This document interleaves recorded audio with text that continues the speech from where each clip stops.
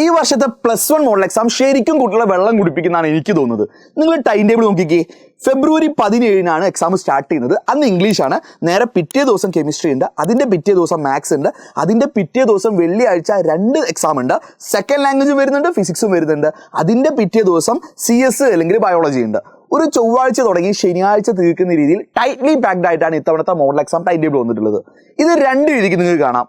നോമ്പ് കാലം തുടങ്ങിയ ആദ്യത്തെ ദിവസങ്ങളിൽ തന്നെ ഇത്രയും ടൈറ്റ്ലി പാക്ഡ് ആയിട്ട് എക്സാം നടത്തി കഴിഞ്ഞാൽ ഈ നടക്കുന്ന എക്സാമിന്റെ പേരിനോട് ഇത് നീതി പുലർത്തുന്നതെന്ന് പലർക്കും വാദിക്കാൻ പറ്റും. മോഡൽ എക്സാം, മാതൃകാ പരീക്ഷ എന്ന് പറഞ്ഞു കഴിഞ്ഞാൽ പബ്ലിക് എക്സാമിന് മുന്നോടിയായി കുട്ടികളെ കോൺഫിഡൻസ് ബൂസ്റ്റ് ചെയ്യാനായി കുട്ടികൾക്ക് എക്സാം പാറ്റേണുമായിട്ട് ഒന്ന് എന്ത് ചെയ്യാൻ പൊരുത്തപ്പെടാൻ വേണ്ടിയിട്ടാണ് ഈ മോഡൽ എക്സാം നടത്താറ്. എന്നാൽ ഇത്രയും ടൈറ്റ്ലി പാക്ഡ് ആയിട്ട് എക്സാംസ് നടത്തുമ്പോൾ ഒരു ദിവസം പോലും ഗ്യാപ്പ് ഇല്ലാത്തതുകൊണ്ട് പ്രോപ്പർ റിവിഷൻസ് കംപ്ലീറ്റ് ചെയ്യാൻ മെജോറിറ്റി കുട്ടികൾക്കും പറ്റില്ലെന്നത് ഒരു നഗ്നമായ സത്യം തന്നെയാണ്. ഇനി ഇതൊരു പോസിറ്റീവായിട്ട് മറ്റു രീതിയിൽ ചിന്തിച്ചു കഴിഞ്ഞാൽ നീറ്റ്, കീം, JEE പോലുള്ള എക്സാംസ് ഒക്കെ ഒരു ദിവസം എല്ലാ സബ്ജക്ട്സും പഠിച്ച് എഴുതുന്ന ഒരു എക്സാമാണ്. അപ്പോൾ അതുപോലുള്ള കോമ്പറ്റീവ് എക്സാംസിന് വേണ്ടി കുട്ടികളെ മനസ്സ് പാകപ്പെടുത്താൻ വേണ്ടിയാണ് ഇങ്ങനെയൊക്കെ ടൈം ടേബിൾ സെറ്റ് ചെയ്യുന്നത് പലർക്കും വാദിക്കാമെങ്കിലും നിങ്ങളുടെ അഭിപ്രായം നിങ്ങൾ താഴെ ഒന്ന് എന്ത് ചെയ്യുക, കമൻറ്റ് ചെയ്യുക. ഈ വീഡിയോ ഒന്ന് ഫ്രണ്ട്സിനൊക്കെ ഒന്ന് ഷെയർ ചെയ്ത് കൊടുക്കുക.